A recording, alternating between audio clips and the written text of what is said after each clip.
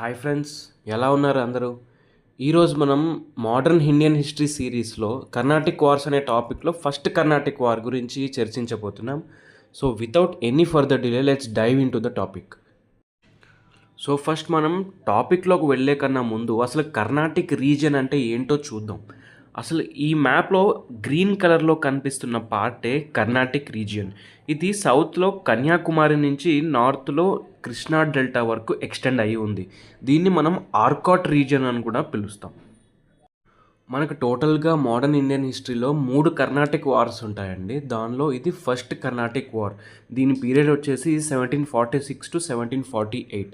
అసలు కర్ణాటిక్ వార్స్ అనేవి ఎవరెవరి మధ్యలో జరిగాయి అంటే ముఖ్యంగా ఫ్రెంచ్ మరియు ఇంగ్లీష్ మధ్యలో జరిగాయి. సో కర్ణాటిక్ వార్స్ అనగానే మీకు ఏ 2 పార్టీస్ గుర్తు రావాలి? ఫ్రెంచ్ అండ్ ఇంగ్లీష్ అనే 2 కంట్రీస్ మీకు గుర్తు రావాలి. ఓకే, అసలు కర్ణాటిక్ వార్స్ యొక్క బ్యాక్గ్రౌండ్ ఏంటి? అసలు ఎందుకు ఈ వార్స్ జరిగాయి మన ఇండియాలో? War of succession in Austria and war of trade supremacy in North America. అసలు చూసారా, బ్యాక్గ్రౌండ్ అనేది ఎక్కడో ఆస్ట్రియా అండ్ నార్త్ అమెరికాలో ఉంది.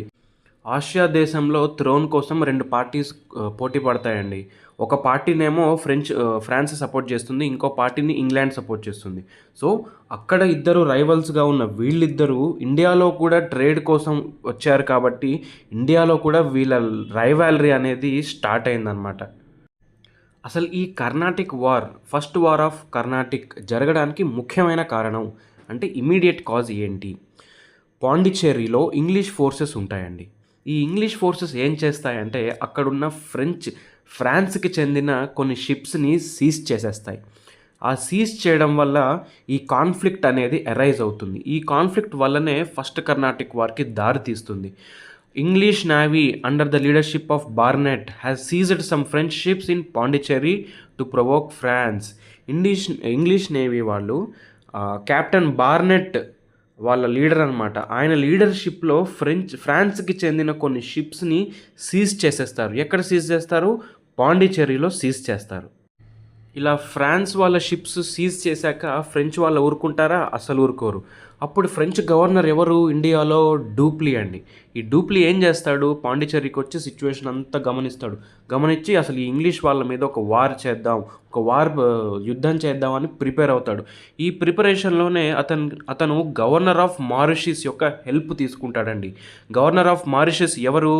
లా బుర్దనాయిస్. వెరీ ఇంపార్టెంట్ షార్ట్ బిట్ అండి, నోట్ చేసుకోవాలి మీరంతా. గవర్నర్ ఆఫ్ మారిషస్ యొక్క హెల్ప్ ఎవరు తీసుకుంటారు? ఫ్రాన్స్ తీసుకుంటుంది. గవర్నర్ ఆఫ్ మారిషస్ ఎవరు? లా బుర్దనాయిస్. ఇలా డూప్లీ మరియు లా బుర్దనాయిస్ కలిసి ఏం చేస్తారంటే మద్రాస్ని సీజ్ చేసేస్తారు. ఇంగ్లీష్ వాళ్ళు ఫ్రాన్స్ యొక్క నేవీస్ని షిప్ని సీజ్ చేసేసారు కదా.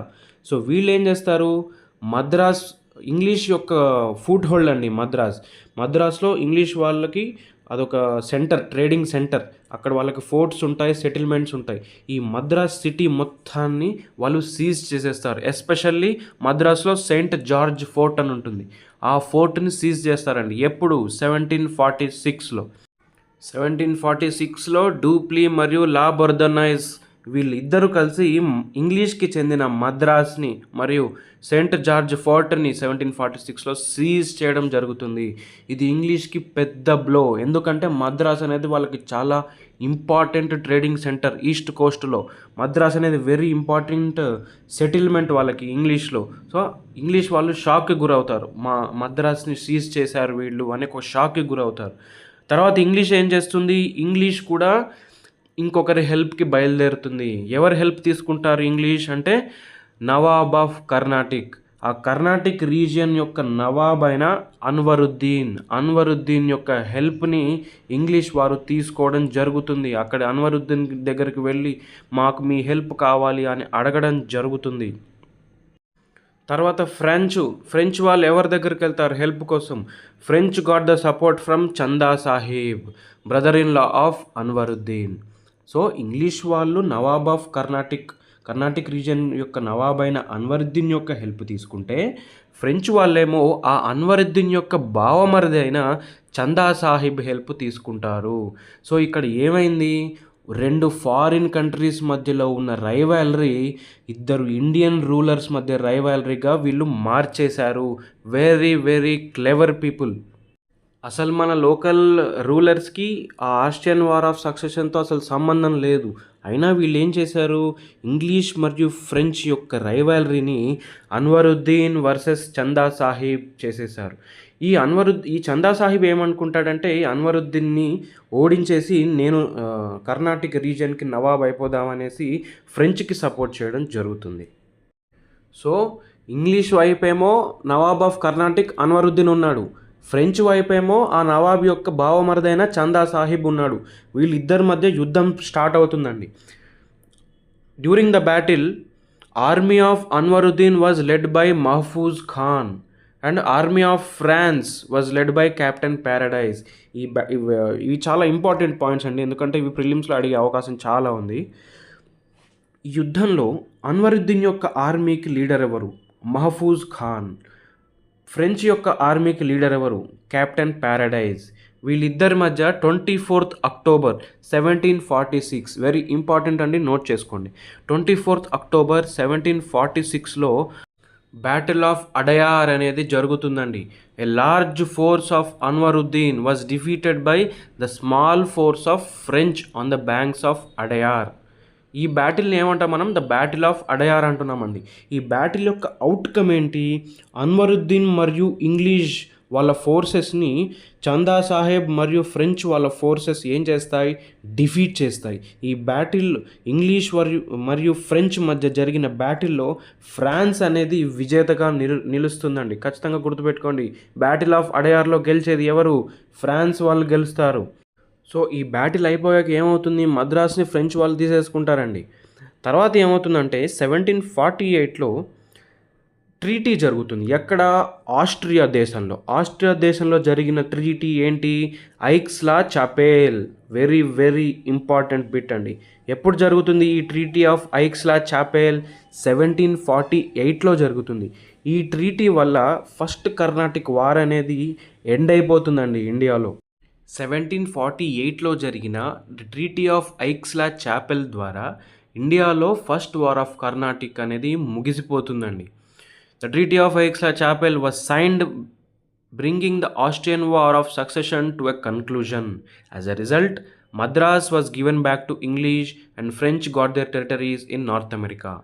ఈ ట్రీటీ వల్ల మద్రాస్, ఫ్రెంచ్ వాళ్ళు ఏదైతే మద్రాస్ని ఆక్రమించుకున్నారో ఆ మద్రాస్ అనేది ఇంగ్లీష్ వాళ్ళకి తిరిగి ఇవ్వడం జరిగింది.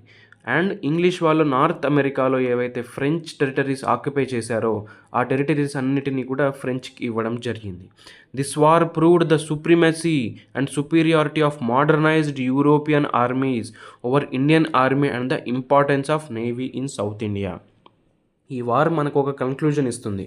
ఏమిస్తుంది అంటే అక్కడ అన్వరుద్దీన్ ఏమో పెద్ద ఫోర్స్ అండి, పెద్ద ఆర్మీ, ఆల్మోస్ట్ 20,000 సోల్జర్స్. ఇక్కడ ఫ్రెంచ్ వాళ్ళేమో జస్ట్ 2,000 to 3,000 సోల్జర్స్ ఉంటారు. అయినా కానీ ఫ్రెంచ్ ఆర్మీ అనేది అన్వరుద్దీన్ ఆర్మీని డిఫీట్ చేసింది. ఎలా, ఎందుకు డిఫీట్ చేసింది, మోడ్రన్ వెపనరీ, మన దగ్గర లోకల్ రూలర్స్ దగ్గర లేని మోడర్న్ వెపన్స్ ఫ్రెంచ్ వాళ్ళు అప్పుడు యూజ్ చేస్తారు. దానివల్ల వాళ్ళు హడలెత్తిపోతారు మన లోకల్ సోల్జర్స్. వీళ్ళేమో గన్స్ యూజ్ చేస్తారు ఫ్రెంచ్ వాళ్ళు, మన వాళ్ళేమో ఇంకా బోస్ అండ్ యారోస్తోని యుద్ధం చేస్తారు. సో ఇది ఏం ప్రూవ్ చేసింది, the superiority of European soldiers, European weapons and the importance of the navy, naval forces యొక్క ఇంపార్టెన్స్, నేవీ యొక్క ఇంపార్టెన్స్ అనేది మన లోకల్ రూలర్స్కి ఇది అర్థమైందనమాట ఈ వార్ తర్వాత. So this is the topic of the first battle of Carnatic అండి. So second battle, third battle కూడా ఉంటాయి, అవి నెక్స్ట్ వీడియోస్లో మనం చెప్పుకుందాం. నా కంటెంట్ అండ్ ఎక్స్ప్లెనేషన్ కనుక మీకు నచ్చినట్లయితే please share the video with your friends and please do subscribe to the channel. So మరో వీడియోతో మీ ముందుకు వస్తాను. Until then, bye.